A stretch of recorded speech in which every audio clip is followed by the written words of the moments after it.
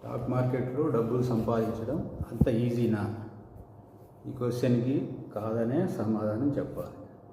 ఎంత తలపండిన stock expert అయినా నష్టాలు రాని వాళ్ళు లేరు. ఇంపార్టెంట్ విషయం ఏమిటంటే, ఒక స్టాక్ ప్రైస్ పెరగడం అనేది ఆ కంపెనీకి సంబంధించిన ఆర్థిక వ్యవహారాలపై ఆధారపడి ఉంటుంది. చాలా కారణాలు ఉంటాయి. ఆ కంపెనీ యొక్క ఫ్యూచర్కి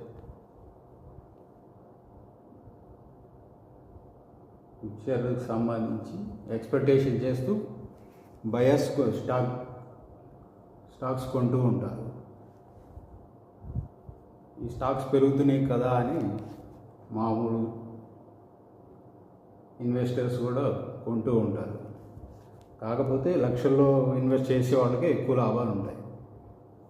మామూలు తక్కువ అమౌంట్తో చేసే వాళ్ళకి ఎక్కువ షేర్స్ రావు కాబట్టి ఎక్కువ లాభం కనబడదు. కాకపోతే ఎక్కువ ఇన్వెస్ట్ చేసే వాళ్ళకి ఏంటంటే, వాళ్ళ పోర్ట్ఫోలియో సగం లాభం ఉంటాయి, సగం నష్టాల్లో ఉంటాయి. ఎవరికైనా అంతే ఉంటుంది. కానీ పైకి చెప్పరు, కానీ మ్యాక్సిమం సగమే ఉంటాయి లాభాల్లో, మిగతా అన్నీ లాస్లోనే ఉంటాయి. అది తెలిసిన సంగతే. కాకపోతే వాళ్ళు ఏంటంటే లాభాలు ఉన్నాయి అమ్ముకొని వాళ్ళు మెయింటైన్ చేస్తూ ఉంటారు. మరి చిన్న ఇన్వెస్టర్ పరిస్థితి ఏమిటంటే, చిన్న ఇన్వెస్టర్స్ మార్కెట్కి దూరంగా ఉండడం బెస్ట్.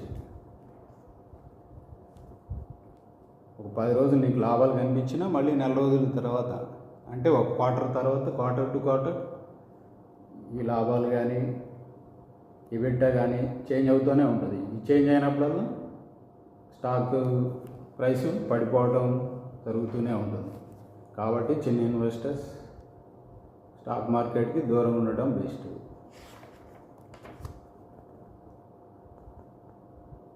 స్టాక్ మార్కెట్కి అవగాహన ఉన్నా కూడా స్టాక్ ప్రైజెస్ కుదేలు అవుతూనే ఉంటాయి. ఒక్కొక్కసారి 50% కూడా తరగవచ్చు. మళ్ళీ ఆ 50% కవర్ అవ్వడం కోసం 2-3 ఏళ్ళు కూడా పట్టవచ్చు. మరి ఇన్ని సంవత్సరాలు వెయిట్ చేసి ఉపయోగం ఏంటి? 3 years 5 years ఇన్వెస్ట్ చేసి అటు ఇంట్రెస్ట్ రాక ఇంకా నష్టమే ఉంటుంది, మన అసలు కూడా రాకుండా ఉంటుంది. కాబట్టి చిన్న ఇన్వెస్టర్స్ ఈ స్టాక్ మార్కెట్కి దూరంగా ఉండటం బెస్ట్.